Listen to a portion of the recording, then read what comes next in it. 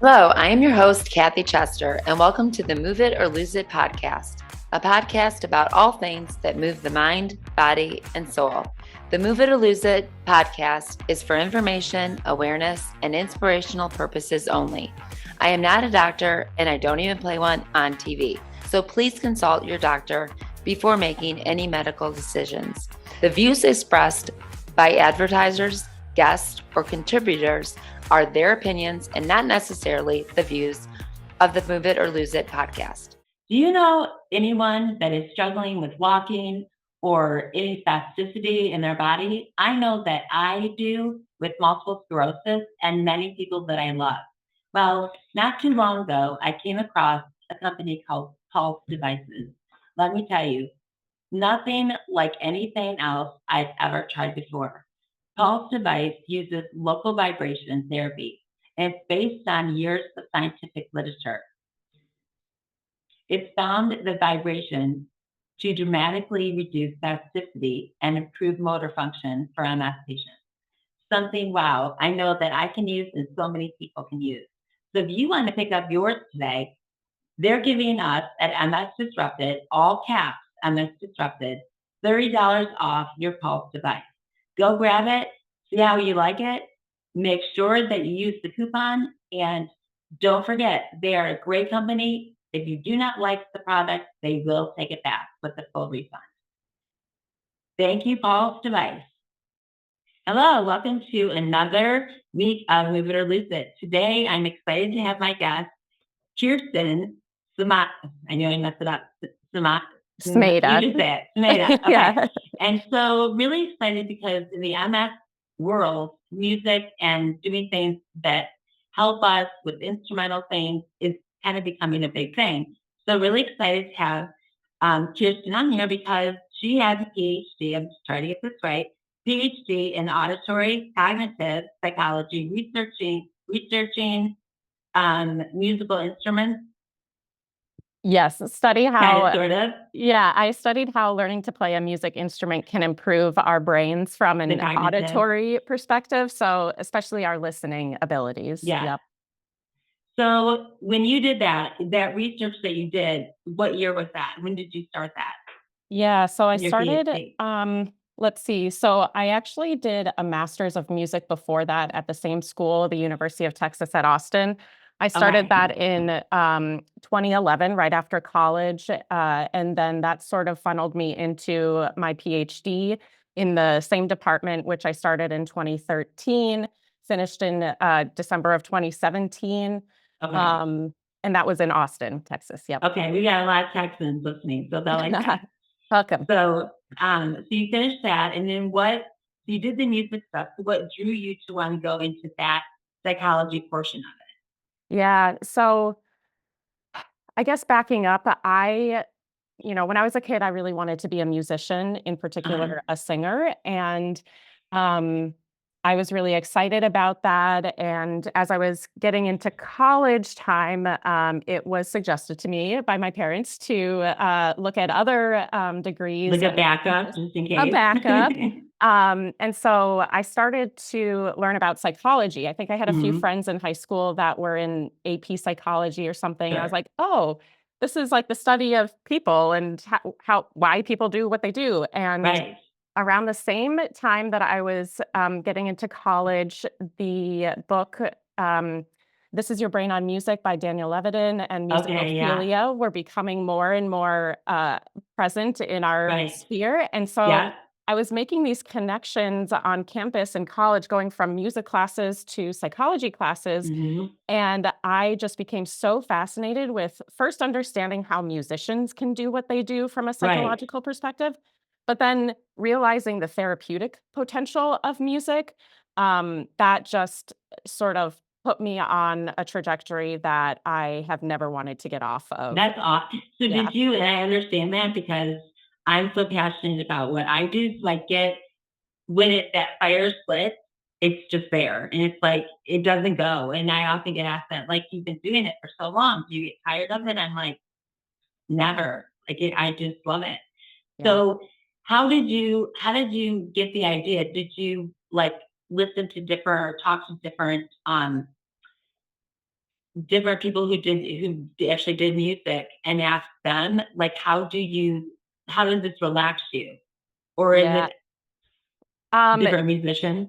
yeah, so at first I was trying to find a master's program to get into because I knew I wanted to learn more and sort of get into this intersection between music and health. And there weren't a lot of programs that Right, existed in academia around music and psychology or music and right. health.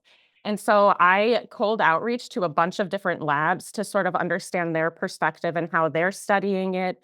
And through that process, I learned, you could focus on purely the memorization or the playing Mhm. of music and like even how sleep impacts your learning and consolidation. You could focus on the impact of listening to music from a mood perspective, making you Interesting. feel happier, sadder. Some people listen to Right, music to induce sadness and sort of right, like right, feel that connection. Um, and then I learned about uh, really the therapeutic potential of it from like learning to play an instrument where right, you're not only playing, you're not only right. listening, but are potentially reading music, you are playing with other people. And that Mhm. complexity really started to Yeah, frame it as like a really cognitively rich experience. In a right. way, it's an exercise for the brain, Yeah, just like going for a walk or something is for your right. muscles.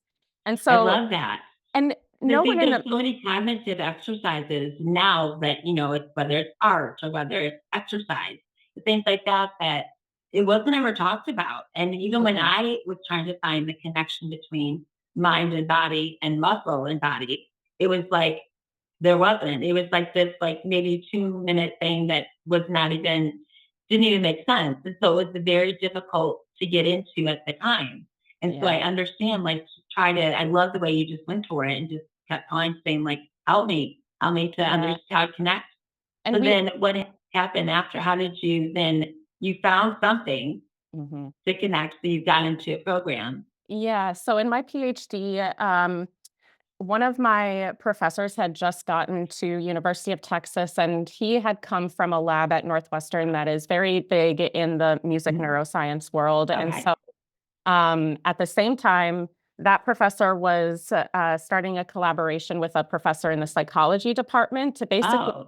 transfer some visual decision-making Mhm. tasks into the auditory domain and sort of see if the neural correlates and systems that we use when we're doing a visual decision-making task Right. hold up in the auditory domain. And so very non-therapeutic, very Yeah. basic, sort of mechanistic. Um, and so that was sort of one shift, and then I started to Right. become interested in, aging, healthy aging, Ah. and how we can help ourselves, and at the around this time is when, Lumosity was getting into some, Yeah. challenges around the claims that they were making, and I thought that it was such a shame because here I am reading literature on what impacts the brain and how we can improve the brain, and it's just not getting out there, like, Yeah. people who are building products are not connected to the science. Right. And so, those were sort of 2 streams, and then this 3rd stream of the impact of music on our hearing came Yeah. into my purview in this degree, and there had been, a lot of neuroscience, at basic levels of how learning to play a music instrument primes our brain to Yeah. decipher sound in a more advanced way than if you don't have music experience. And that got me going on like, okay, we can use music to help our brains in hearing. It's using Right. the brain. How else can we use music to Right. improve other aspects of the brain? And because music, learning to play an instrument requires so much of the brain, so many different networks, there's Yeah. a whole lot of opportunity to use that overlap to then improve the other functions that those brain regions are responsible for. That's so interesting because right now I'm thinking I would be terrified to try to learn how to. I've never played an instrument. I Okay. mean, and when I was a kid, but my kids all do. Like my daughter plays the guitar and Uh-huh. my son plays the piano. And I really wanted them to because I never did. And I was just thinking, like, oh my gosh, like I can't imagine that. So then tell me how so do people that have cognitive issues or do people get afraid when you say like, would you like to learn? Are people like, no, I don't think I want to.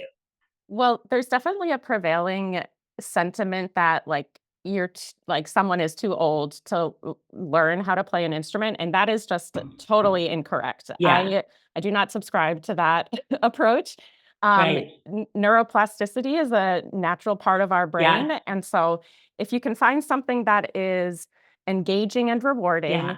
but is also challenging for the brain, those are Hmm. really that's the intersection that you're looking for, and I think that learning to play a music instrument is a really great intersection because, Absolutely. for instance, if you go up to a piano and you press Yeah, one key, you've made a note, and, right. like, it can be very accessible when you consider the right instrument for you, and, Right. some people have limited mobility in their upper Yeah, extremities, so thinking about other instruments, is one way to sure. do it. But that challenge is not something to be deterred by in my Right. mind. It's just like a No. physical exercise, Yeah. like I think it's a great thing because, you're wanting to cognitively with all the stuff we struggle with and gosh, the whole human race now. But I think it's so important because it is something that, as you said, no one's too old to do. A lot of times mm, I have a client that is like 70, they're like, is it too late for me to exercise? I'm like, it's never too late to move your body. And yeah, it's never too late to move, even though I might be nervous, like, but the excitement, the challenge of this is going to help me cognitively. yeah, Just one of the aspects yes. is a big thing. And Yeah, so I find that to be fascinating. So talk to me about like your first person that you saw that you kind of connected together. uh, let's see. So, I will say the work that I do now is not as much around learning to play an instrument as Okay. it is, using the rhythm of music Yeah. to help, us walk better, and so I can talk about that Yeah. angle if that's helpful. So, I'll give a preface. I work for the company called MedRhythms. We have our first product out on the market, which is called In Tandem, and it is indicated to improve walking and ambulation in folks with chronic stroke walking impairment. So it's Okay. focused on the chronic stroke space, but there is tons of literature of the benefits of the intervention that is supporting our product Great. being used in MS and all kinds of neurological Hmm. diseases and I was injuries. going to ask you that because so often what I do with my stroke patients, I'll do with my MS. And so I figured that it crossed the line. That's Yeah, and awesome. one of the intervention is called rhythmic auditory Hmm. stimulation, or it's sometimes called auditory cueing. And I'll give my perspective from myself, Yeah. not speaking for the company here. Um, but when we hear an external rhythmic stimulus, our body naturally wants to move to it. And Right. this is happening deep down in the brain, in the really old parts of the brain where automaticity can come from as well. And so when we think about a rhythmic activity like walking, Yeah. Hmm. left, right, um, that's disrupted when you have a neurological disease and injury. Right. But that doesn't mean that there aren't other routes to Exactly. create that movement. And Yeah. so by using an external stimulus like music or a metronome, we can help prime the brain and the body to facilitate all of those Right. little movements that we need to Yeah. do to make up a walking experience. Right. I love Um, that. yeah, and it's hard to get people to get out and walk just on a normal day, but let alone with a neurological disease or Oh, injury. sure. Sure. There's a lot working against someone in those cases. So something that's engaging, that is Hmm. motivating, but it can also be challenging Yeah.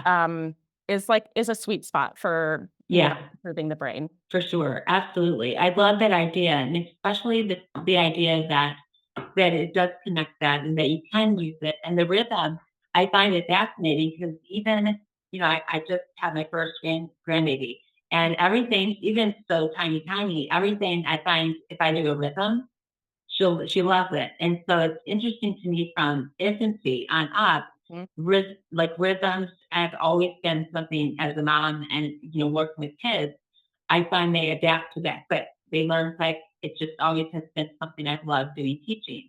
So a Yeah. lot of it, you're incorporating this with like, and even playing it. I'm like, wow, I didn't even think about that part. But so what are you finding with the rhythmatic? What are the, as far as the stroke patients, what have you found? Yeah. So, we have publications on this. So, if you're interested, I'm happy to share links to, the scientific explorations of these phenomena. But one of the first things that I noticed that surprised me when working with stroke patients, and really other patient groups as well, is just the gratefulness of the work that we're doing. Yeah, For a lot of folks, not only is this a novel concept, but they've been told that there aren't options for them to get better. right. And so just the fact that there's a company thinking about this sort of thing in Yeah, a new way still takes me a moment to wrap my head around because yeah, that's just the healthcare system we're right. working with here. Yeah. You're Um, preaching to the choir right now. yeah. You And are. I don't so get it. it's that's obviously very motivating for us to be working with as well. But Hmm. then uh this idea that that something like rhythm, something so accessible to us on an everyday Right, basis could be used in a therapeutic way, I think is you see it slowly settling in once someone is using rhythmic auditory stimulation and they're right, experiencing the feeling of being able to walk in a rhythm that they haven't right. been able to in a long time. So they feel it, and like that, it's just so exciting to see the dots Yeah, connect yes, because we move implicitly when we hear for music, sure. but you don't really think about it, and certainly you don't think about it as part of your treatment usually. Exactly. Right. So that reframing of what therapy can be for with music is Yeah, just really exciting, along with the clinical outcomes of yeah. being able to walk better. The Move It or Lose It podcast is proudly sponsored by Disrupting MS Together, designed to help you take control of your wellness while living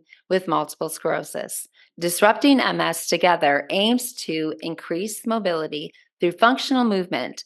Coaches Kathy Chester and Molly Witt seek to connect the mind, body, and spirit with guided, focused online workouts and coaching. You'll get targeted workouts sent directly to your email and Q&A sessions with licensed coaches, early access to podcast episodes with experts in the industry, group workout sessions through Zoom, and curated content that you won't find anywhere else. Early bird pricing is only available for the pilot program, so don't wait. Check it out now. The program includes a tremendous amount of benefit from seasoned coaches who also live and thrive with multiple sclerosis. Learn more and take the leap today. Visit www.msdisrupted.com to learn more and snag your spot now while you can.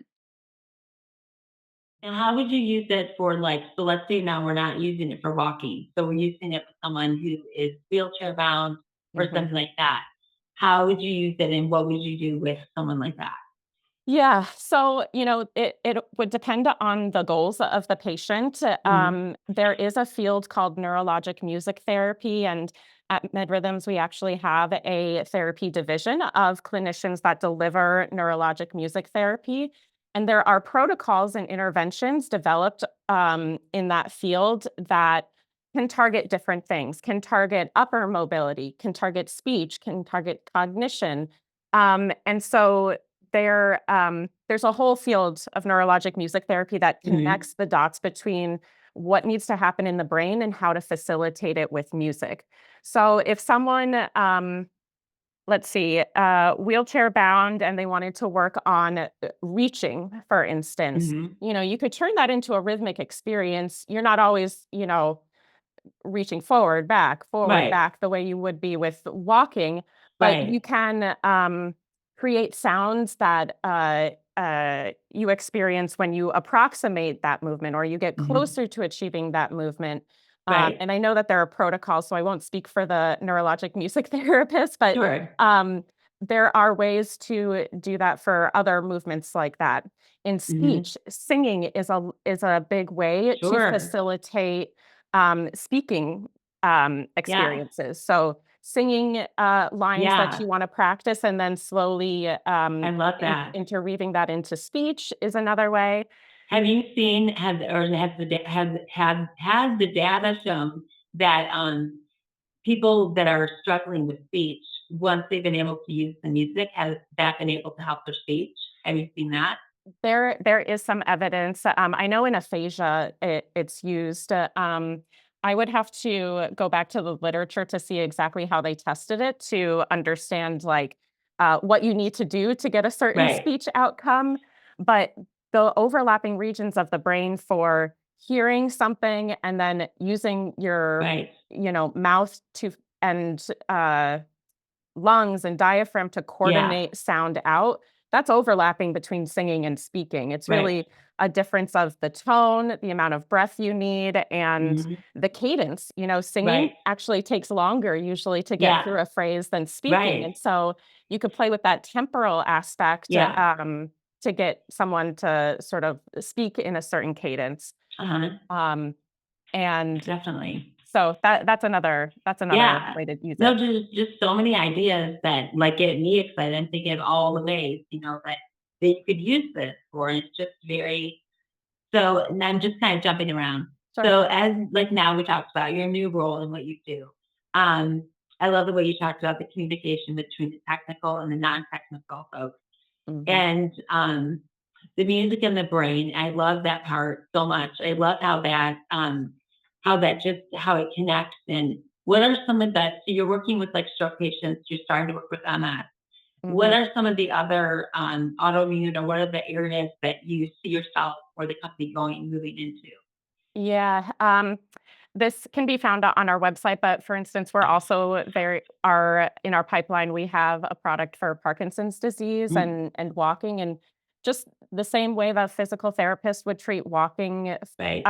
for someone with MS differently than stroke, different than PD, so too will we tune our algorithm to Uh-huh. look for certain patterns in the data and then make different decisions on the music.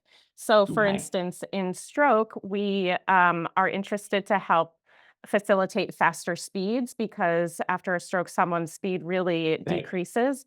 And so, when we're observing someone's gait, we can increase the tempo of the music. And because of those subconscious connections between the motor system and the auditory system, we can actually help them draw to walk Right. faster Yeah. without them really trying hard. And, Right. we're sort of paving the way with the rhythm for them to walk like Right. that. So in MS, for instance, we might think about what kind of algorithm we would develop to work with fatigue that someone Right. experiences, and the age range of folks with MS is different from Oh stroke, and so yeah. considering where they are just in from an age perspective is Right. another way to tailor it. And so you could think about the different ways a physical therapist would work with Right. someone's gait Yeah. and just figuring out how to create an algorithm with music Yeah. therapy. It's very interesting. So now how do you like take a patient and decide like what instrument they're gonna play? So I know there'd be a lot of like obviously the patient would kind of have an idea or desire. And if the patient had no clue, like how would that person help them to have an idea of what instrument would work for them? Yeah, so I'm putting on my neurologic music therapy hat, which I don't have a hat for this. I'm just relying on my understanding of the literature and our therapy team. But if a clinician wanted to work with a patient and use a music instrument to help someone in a certain way, um, you first have to think about what they could use? Can they Right, use their feet? Can they use their hands? right. You probably also want to think about what their goal is. So, Mhm. if you need to work on strength, maybe working towards an instrument where that requires a little bit more Sure. strength. Um, so, accessibility is definitely something to consider. I know that Mhm. clinicians will use, smaller guitars or Right. things you can hold like maracas or Yeah, cymbals. So sure. there's probably also just, what does the patient want to Yeah, use? absolutely. So That's so fascinating. It's just very exciting to me. And I'm sure still, are you still thinking like, why is there not more research though? Are well, you still like, what's happening? yeah, I gotta be honest. Maybe this is a hot take, but I believe that there is a good amount of evidence out there already. I think that we have almost enough research on Yeah, some uses of music that we need more groups that are trying to translate and get products and yeah, services out to people because, even if we don't know to the cellular level what is happening with music, if it's working and we can yeah, reliably put it into a protocol and test sure. that protocol, that I think that's the way we need to lean. I think we need Yeah. to lean more towards translating to real world Mhm. scenarios because the way a lot of researchers test the impact of music is in a lab in a very Sure. structured way. And Right. to think about being having a successful product out on the market or Yeah. a service, you need to do research in those settings. And Right, so right. that's a huge disconnect that I see that Okay.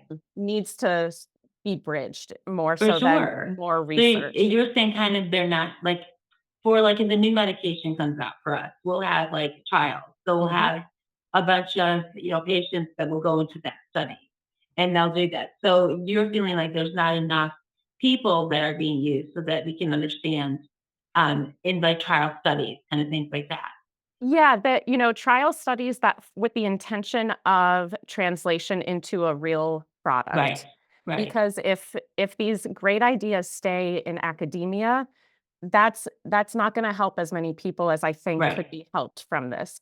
And so Right. planning out those studies so that you can go to the FDA or whatever route you wanna Yeah. take to market the product, you have to really think about the end experience and how that Right. person's going to use it in the real world.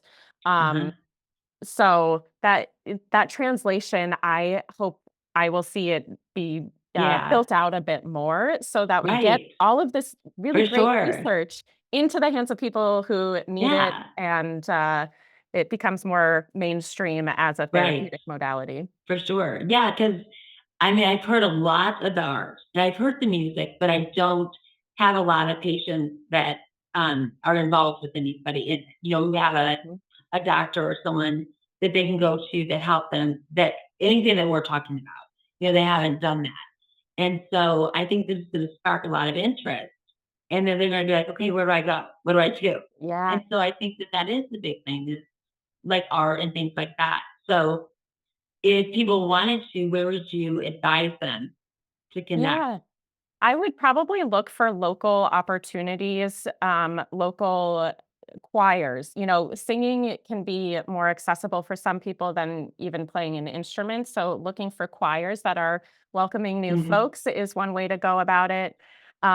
If you're interested in private lessons to sort of get Uh, off the ground, I would look for folks who teach beginner adults. mhm. Oftentimes, they're focused on children as beginners, but there are more Sure. and more um, folks who offer adult beginner classes, and so just I would say look for the community because Okay. if you can get a foot in the community, you can figure out what your opportunities are nearby and create a new habit or Sure. skill hobby Yeah, with the community too that for sure. community is everything for these kinds of things. Yeah. So I uh, can even see, like, in support groups, mhm. being talked about, and so keep in mind, let me ask you, You bet. like, that learning how to do this, but then as a group, then showing, like, "This is what I decided to do, this is how I'm using it," but what an interesting way to do it so that it's not like everybody's alone on, trying to do this on their own. Yeah. So even though like the support groups, you're from Texas to Michigan, everybody's everywhere, but still it would be very neat to have because there's something with, there's that loneliness when you've got an autoimmune disease or you've had a stroke that kind of sets you away from other people and you feel like I just want to stay in. Maybe today because it's here, it's a little chilly and that's kind of a movie night. But when you feel that you have a bunch of people that are trying to do the same thing with you, I would imagine that would go better. Yeah, and, not just to, help with motivation, but you're gonna get more out of the music making experience when Mm. you can relate to the person sitting next to you, and you can talk to them afterwards, or, like, Yeah, lean over when you miss a note right, and, right, like, have that bonding. So, for sure. the social aspect of music making is this, like, invisible thing that really Sure. just helps sort of boost, in my mind, what benefit you could reap Yeah, from music. absolutely. I Yeah. think that's awesome. So you started doing a study, you're in there now. What do you see, like, what do you see yourself doing the next, like, 5 years? Where do you see yourself in this whole area? Yeah. That's a great question. Well, I hope in 5 years, you know, prescription music products, like the ones at MedRhythms are more mainstream, and it's just more people are aware of it, and more people are learning the vocabulary around how to talk about music as a Right, medicinal sort of thing.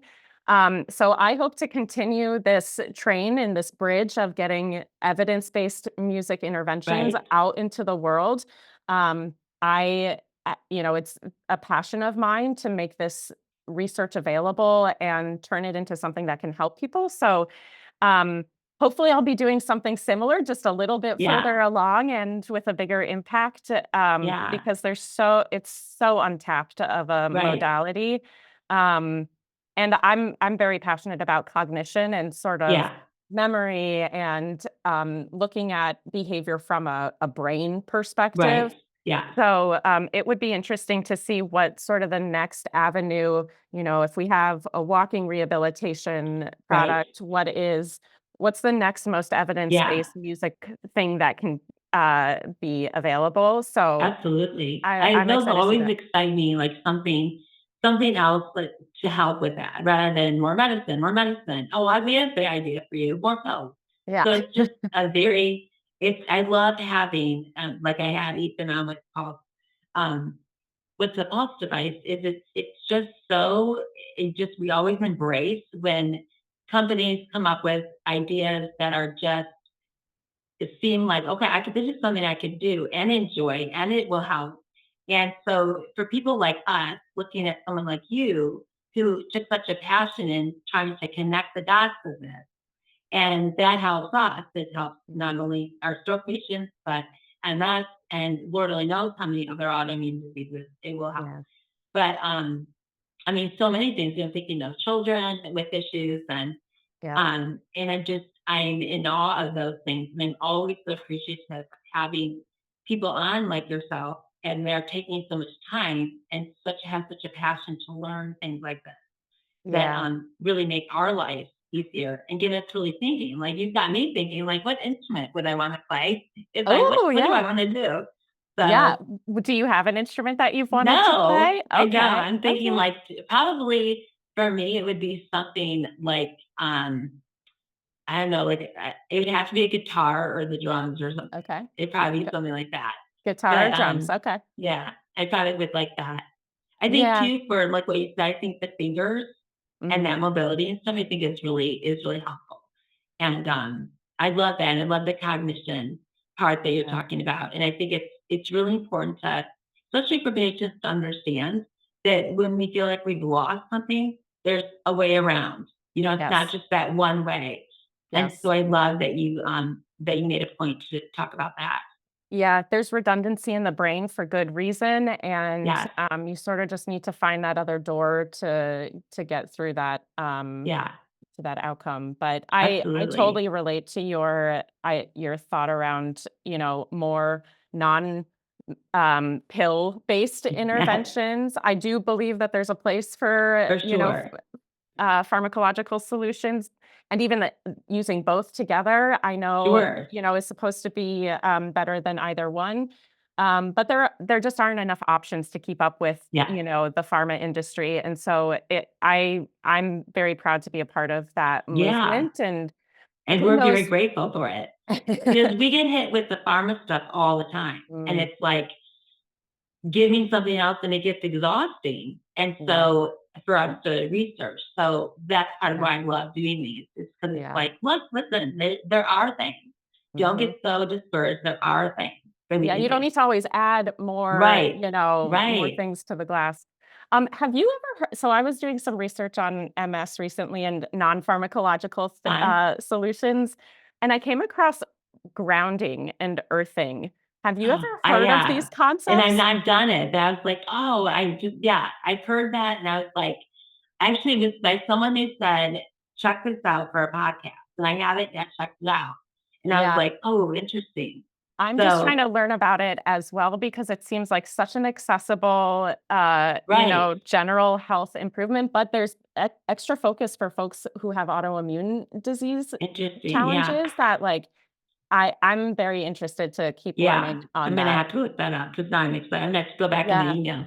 But it is like, those are the things that if more patients could understand, then I feel like it would be such a relief and it wouldn't be so depressing. A lot of times when I'm talking with patients and stuff, there's just this overlying, just this kind of hovering depression and loneliness and isolation, where I think if we could do more things like this, like you talked about, if you're looking next to you and there's someone missing a note or something, there's not that isolation. It kind of takes the piece of that away.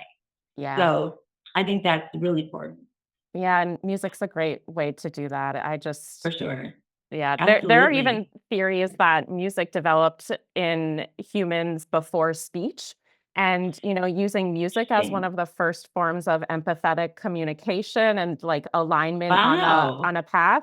I did not know that. It could be even more important than we think of now. So yeah. Wow. Well, Kirsten, I love what you're doing. I'm so excited to hear more. So we've got to catch up. I want to know more about how this is going. And I know that my support groups are going to be like, wait, we want her in. So be ready for that. But I think it's just fascinating. And I think of all the things that you're going to be able to accomplish in 5 years. In 5 years, I'll have you'll be a rock star in this. Oh, well, thank you. I mean, it's just, I thank you for doing all this research and just being able to find things to help us. Yeah. And it's very exciting to think about that. And I'm going to go figure out what I want to play. And then I'll email you what instrument I can't wait to hear. That makes me so happy. That'll make my day. Well, I do and I think I'm going to have you challenge my own support groups. So, there we go. Yes, it's not just like the recorder anymore. Right. You can pick up whatever you want. That's what I was thinking. On third grade, I had a recorder. But tell us where somebody give us the links for the neurology part that you're talking about, or we just give them to me after we'll put them so nobody stops. Don't get to an accident. I'll make sure they're at the bottom of the show notes. Okay. So that you can get all of the ways to get a hold of Kirsten on LinkedIn and on your website. Correct? Yep. Perfect. Okay. Yep. So I'll have that on the bottom of the show notes. Don't forget. And that way you can get a hold of her if you'd like to. So Kirsten, I love meeting you. And you too, Kathy. Thank you so much for having me on. This was a blast. Absolutely. You are just a gem. And what an exciting thing you're doing. It really has made my day to think about just how many things are out there that this could be. Really exciting. It'll be a good future. I'm excited. Yes. All right. Well, you hold on. I'm going to say goodbye to the audience. Guys, happy holidays are coming up. Enjoy this episode and make sure that you subscribe and like. Talk to you guys soon. Thank you again, Kirsten. Thank you. Thank you so much for joining me for another episode of the Move It or Lose It podcast. It would mean the world to me if you subscribed and left a review. Remember, you can find me on Apple, Spotify, Stitcher, and YouTube. New episodes of the Move It or Lose It podcast air every other Wednesday. If you have any suggestions for future guests or topics, please visit my website at www.msdisrupted.com. Until next time.